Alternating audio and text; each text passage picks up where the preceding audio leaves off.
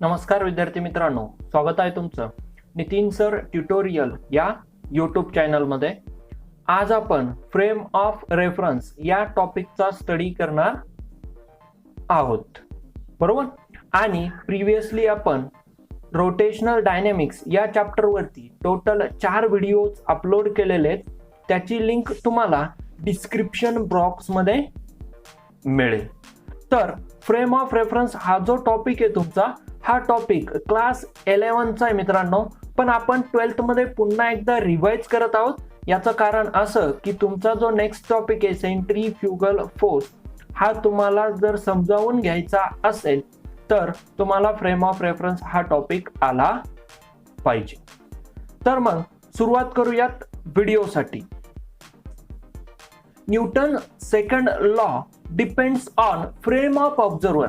आता सगळ्यात पहिले तुमच्या मनामध्ये एक प्रश्न पडला असेल की फ्रेम ऑफ ऑब्झर्वर म्हणजे हे काय नवीन आता. तर मित्रांनो, तुम्ही एखादी मोशन डिस्क्राईब करण्यासाठी न्यूटनचे लॉ वापरता, बरोबर. मग न्यूटनचे लॉ वापरत असताना ऑब्झर्वर कुठे आहे याला खूप महत्व आहे. कारण त्यांनी असं सांगितलेलं आहे की न्यूटनचे जे सेकंड लॉ आहे तो फ्रेम ऑफ ऑब्झर्वर वरती डिपेंड आहे. मग आता फ्रेम ऑफ ऑब्झर्वर काय? समजा तुम्ही एखादा प्रॉब्लेम सॉल्व्ह करताय की ग्राउंड मध्ये एखादा स्पोर्ट पर्सन क्रिकेट खेळतोय, बरोबर, आणि त्या बॉलच्या मोशनचा तुम्ही स्टडी करणार आहात. मग तुम्ही बेसिकली काय सांगणार आहे, he is playing cricket on ground.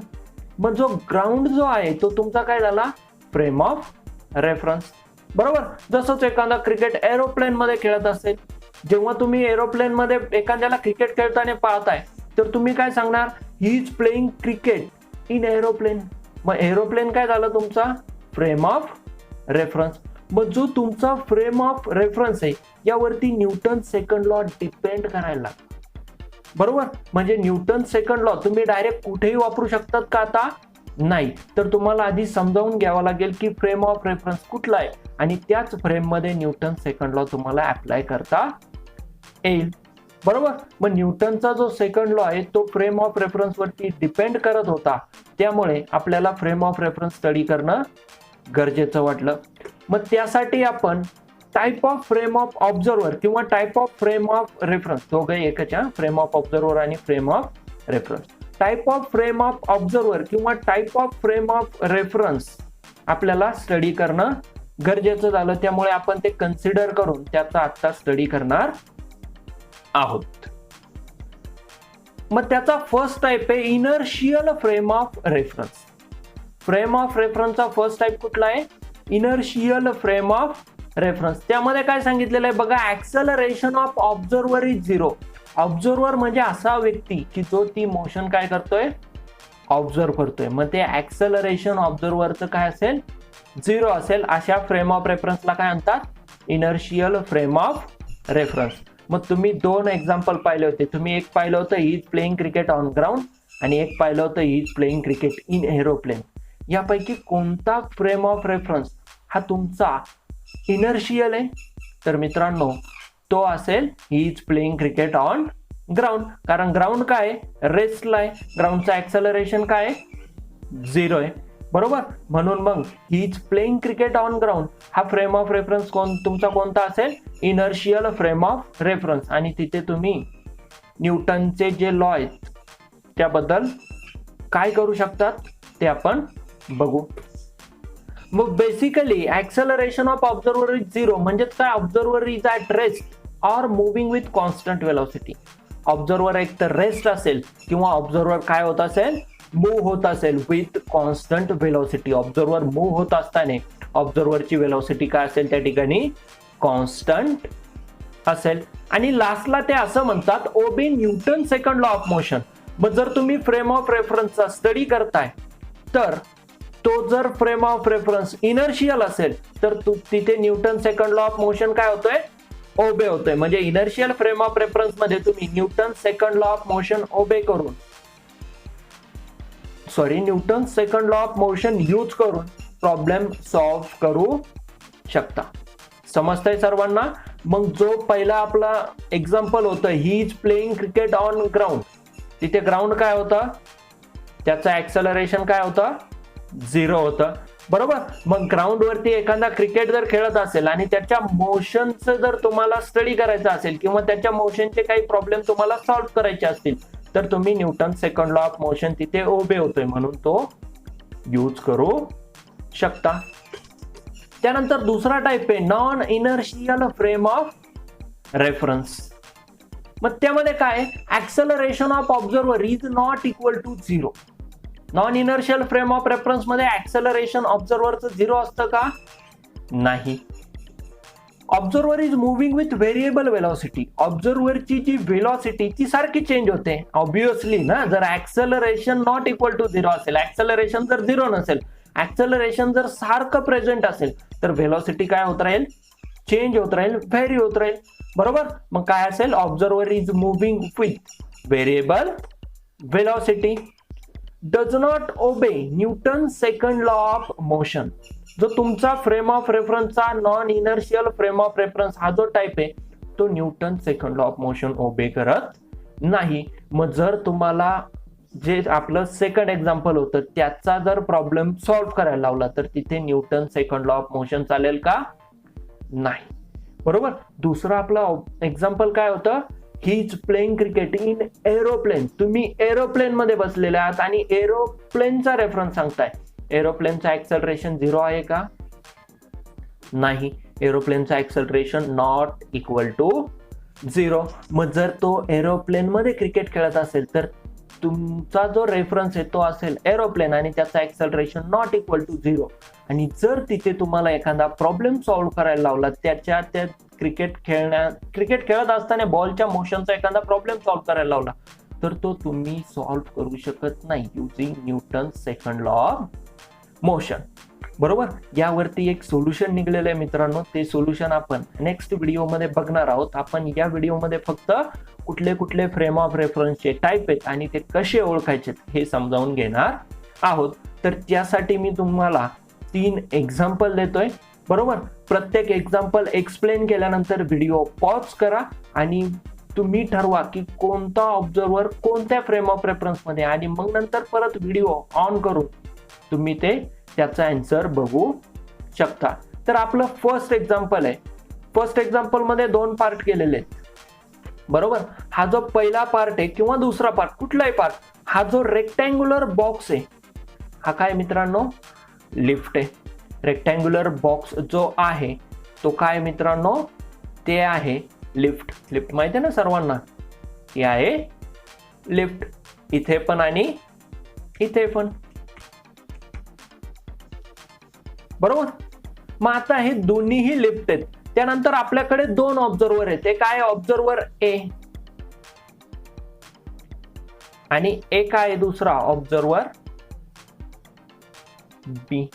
आता यांना काय सांगितलंय, ऑब्झर्वर ए ला सांगितलंय की या लिफ्ट मध्ये जे मास आहे स्मॉल एम ते ऑब्झर्व कर, आणि ऑब्झर्वर बी ला पण सांगितलंय की या लिफ्ट मध्ये जे मास आहे स्मॉल एम ते ऑब्झर्व कर. मग आता ए पण ऑब्झर्व करल आणि बी पण ऑब्झर्व करल. मग आता हे दोघेही ऑब्झर्व करत असताना दोघांचाही फ्रेम ऑफ रेफरन्स कुठला कुठला असेल ते तुम्ही व्हिडिओ पॉज करून ठरवा. ठीक आहे. मी तुम्हाला आता याचा आन्सर सांगतोय. ए जो आहे हा ग्राउंड वरती उभा आहे. बरोबर ना, लिफ्टच्या बाहेर आहे म्हणजे तो मोशन मध्ये आहे का, नाहीये. बरोबर. आणि बी जो आहे तो कुठे, लिफ्टच्या आतमध्ये, म्हणून तो काय विथ सर्टन ऍक्सेलरेशन जातोय. मग आता एचं ऍक्सेलरेशन किती असेल, एचं जे ऍक्सेलरेशन असेल ते असेल 0. बरोबर. एचं ऍक्सेलरेशन काय असेल, 0 असेल. मग आता त्यानंतर नेक्स्ट आपल्याला बघायचंय बीचं ऍक्सेलरेशन. बीचं जे ऍक्सेलरेशन असेल मित्रांनो,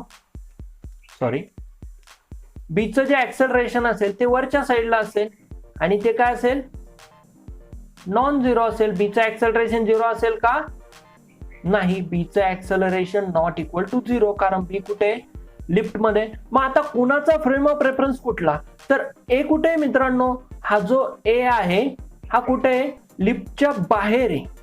बरोबर. मग ए लिफ्टच्या बाहेर आहे, एचं ऍक्सेलरेशन 0 आहे. मग एचा जो फ्रेम ऑफ रेफरन्स असेल तो कुठला असेल, एचा फ्रेम ऑफ रेफरन्स असेल इनर्शियल, कारण त्याचं ऍक्सेलरेशन काय आहे, 0 आहे. आणि बीचा जो फ्रेम ऑफ रेफरन्स आहे, बीचा जो फ्रेम ऑफ रेफरन्स आहे तो असेल मित्रांनो नॉन इनर्शियल. त्यानंतर नेक्स्ट एक्झाम्पल बघूयात आपण. Example number 2. त्यामध्ये काय सांगितलंय मी आधी एक्सप्लेन करतो. त्यामध्ये असं सांगितलंय की ही जी पिंक कलरची दाखवलेली ही काय कार आहे, आणि ही जी कार आहे ती या डायरेक्शनला काय होते, ऍक्सेलरेट होते. बरोबर, या डायरेक्शनला कारला काहीतरी काय ऍक्सेलरेशन आहे. त्या कारमध्ये दोघ जण बसलेले आहेत. डी जो आहे तो कोण आहे, ड्रायव्हर आहे. पी जो आहे तो कोण आहे, पॅसेंजर आहे. आणि त्यानंतर बाहेर एक पर्सन उभा आहे, ए, त्याला तुम्ही ऑब्झर्वर पण म्हणू शकता, तो बाहेर उभा आहे. या तिघांनाही सांगितलंय की तुम्ही ट्रीची मोशन ऑब्झर्व करा. याला सांगितलं तू मोशन ऑफ ट्री ऑब्झर्व कर, याला पण सांगितलं तू मोशन ऑफ ट्री ऑब्झर्व कर, आणि याला पण काय सांगितलं, मोशन ऑफ ट्री ऑब्झर्व कर. बरोबर. हा, आता जेव्हा जेव्हा ते मोशन ऑब्झर्व करत असतील तेव्हा तेव्हा त्यांच्या फ्रेम कुठल्या असतील ते आपल्याला बघायचं आहे. आता पॉज करा, मनामध्ये ठरवा डी, पी आणि ए यापैकी कोणत्या फ्रेम ऑफ रेफरन्स मध्ये, नंतर प्ले करून व्हिडिओ बघा. ठीक आहे, तर मी तुम्हाला आता याचं आन्सर सांगतो. हा जो तुमचा डी जो आहे, हा डी बसलेला आहे मित्रांनो कार मध्ये, आणि कार काय होते, ऍक्सेलरेट होते.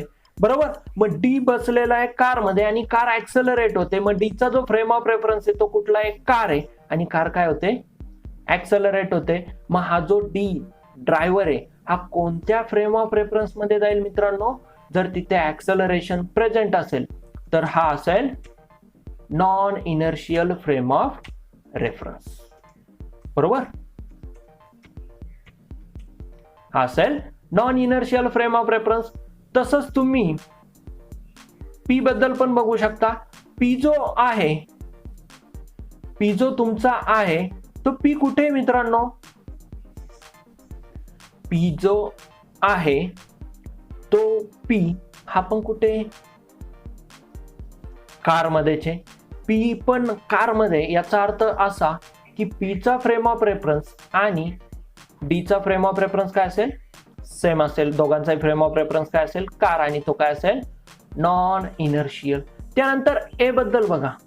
हा जो ए हा कुठे मित्रांनो, हा ए हा हा उभा आहे रोडच्या कडेला, आणि याचा ऍक्सेलरेशन जर आपण काढलं तर याचं ऍक्सेलरेशन किती असेल, 0 असेल. मग याचा ऍक्सेलरेशन जर 0 आहे तर याचा फ्रेम ऑफ रेफरन्स कोणता असेल, इनर्शियल फ्रेम ऑफ रेफरन्स. मग ए जो आहे तो ए कोणत्या फ्रेम ऑफ रेफरन्स मध्ये असेल, ए असेल इनर्शियल फ्रेम ऑफ रेफरन्स. समजलाय, डी आणि पी नॉन इनर्शियल आणि ए काय असेल, इनर्शियल फ्रेम ऑफ रेफरन्स. ठीक आहे, आपण लास्ट एक्झाम्पल बघूयात. हा, या एक्झाम्पल मध्ये काय सांगितलेलं आहे की तुमची कार जी आहे ती काय होते, या डायरेक्शनला ऍक्सेलरेट होते. हा जो रेड एरो दाखवलाय या डायरेक्शनला कार काय होते, ऍक्सेलरेट होते. तुमच्याकडे 2 पर्सन आहेत, एक इथे आहे ए आणि एक दुसरा पर्सन आहे इथे बी. बरोबर. ए जो पर्सन आहे तो इनसाइड द कार आहे आणि बी जो पर्सन आहे तो outside the car on the ground. A ला सांगितलंय की पेंडुलमची मोशन स्टडी करायचंय. बरोबर. त्याचबरोबर बी ला पण सांगितलंय की पेंडुलमच्या मोशनचं स्टडी करायचंय. मग आता बी जो आहे तो कुठे मित्रांनो, ग्राउंड वरती. बरोबर. आणि ए जो आहे तो कुठे, इनसाइड द कार आहे. हा, एक्झाम्पल समजलंय. आता व्हिडिओ पॉज करून तुम्ही ठरवा की कोणता फ्रेम ऑफ रेफरन्स असेल. ठीक आहे, तर मी आन्सर सांगतो आता.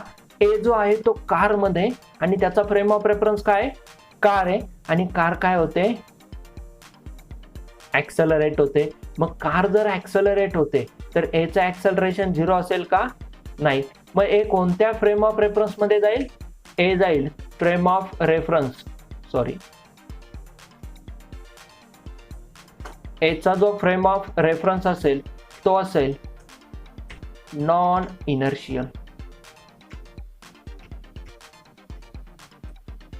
बरोबर, कारण एचा ऍक्सलरेशन 0 आहे का? नाही, तो कारमध्ये बसलेला आहे. आणि बी जो आहे तो कारच्या काय आहे? बाहेर उभा आहे.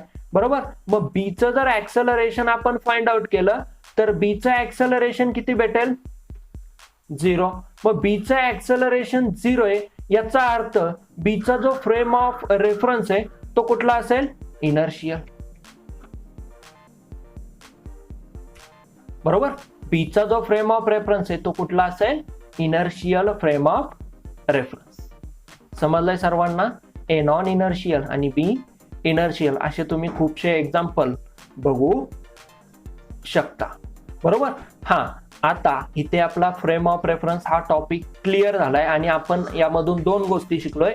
एक तर फ्रेम ऑफ रेफरन्स कोणता आहे हे ओळखायचं आणि दुसरं त्याचा टाइप ओळखायचा. बरोबर, नेक्स्ट व्हिडिओमध्ये आपण सेंट्रीफ्युगल फोर्स आणि सेंट्रीफ्युगल फोर्सचे डिफरंट ऍप्लिकेशन्स शिकणार आहोत. Till then keep studying and all the very